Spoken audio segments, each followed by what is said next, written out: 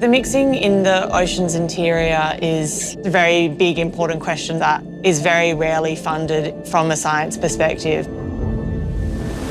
If you imagine a wave breaking on a beach and how that mixes the ocean that you're swimming in, those processes are incredibly different when you're talking about 4,000 metres in the middle of the Pacific with seemingly nothing going on.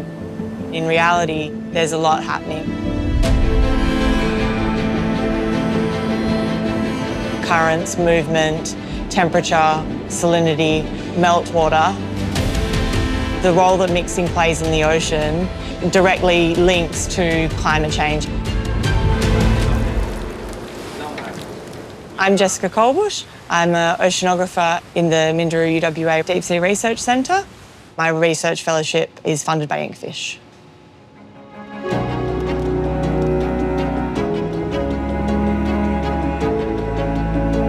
Coming onto this expedition was fun for me. Last year I did get to go on Dagon for all of 15 seconds and I tested positive for COVID as I got on the ship, so I had to get off. So this has been like a year-long time in waiting for me to get back on the ship, so I'm pretty excited to be here finally.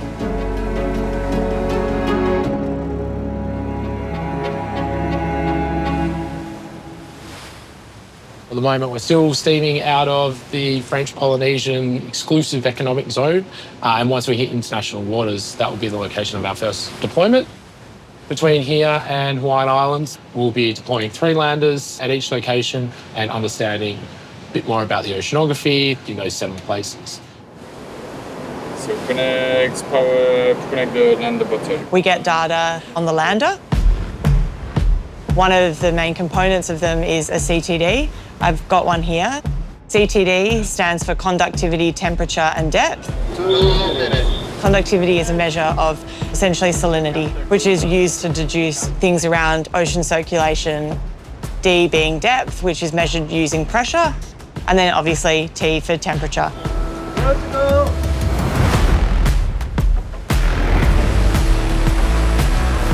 You always have to question the validity of the data that you're getting, especially in these really high pressures. So we also have Niskin bottles set up with dissolvable links.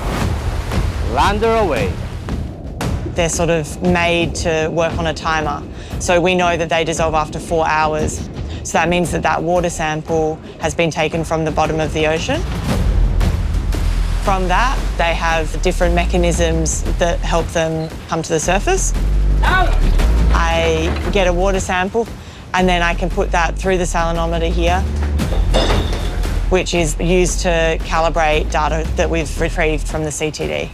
Same goes for the RBRs as well. So this measures pressure and temperature at a higher frequency than the CTD.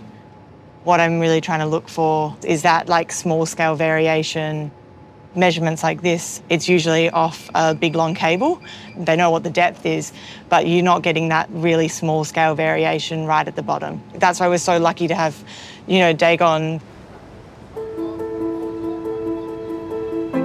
If we were to be doing measurements as like a classic oceanographic vessel, think about 5,000 metres of cable all wound up inside the ship, and then that has to be on a giant winch system and all these other things. So that's why this lander option is like incredible.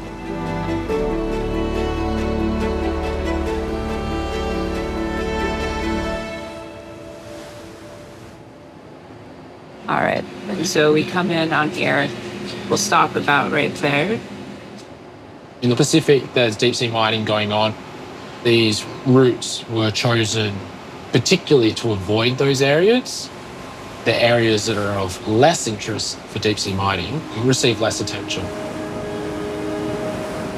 So some work has been done, not enough. But there is existing data in some places. Scientists are launching research in hopes of gaining a better understanding of air and sea processes and improving climate prediction. In the 90s, a global group formed the World Ocean Circulation Experiment. So essentially what that meant was there's repeat observations that are done by different groups all over the world. Different parts of the ocean are better covered, obviously, but it means that we can delve into that data and compare it to what we are getting and hopefully add some extra knowledge to what's going on there.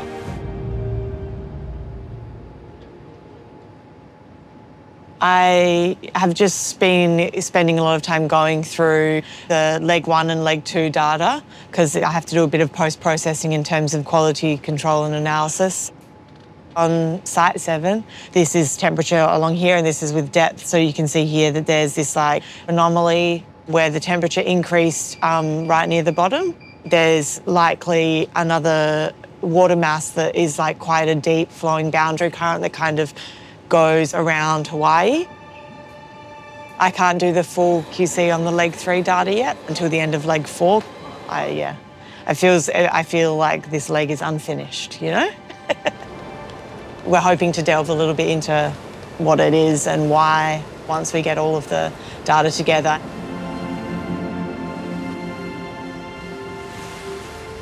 I think as we're coming into Hawaii, it would be really nice to kind of get up there and spend a bit of time with the crew. Because I'm going home. Going home with a hard drive and hand the reins over to Jess. Yeah. I'll be continuing on and being the chief scientist for the next leg. I haven't been a chief scientist before, so I'm pretty excited about that. Yeah. She's done, incredibly well. She's definitely all over what needs to be done in that role and the decisions that need to be made. From an oceanographic perspective, I'm really keen on data sharing. If it's an oil and gas company or something like that, obviously they can say the data is not available, it's proprietary, limited and all these things. But I think to understand mixing to how it connects to climate change is just such an important question to answer. And data sharing makes us better, makes us accountable and allows us to contribute to the world of science as a whole, which is incredibly important.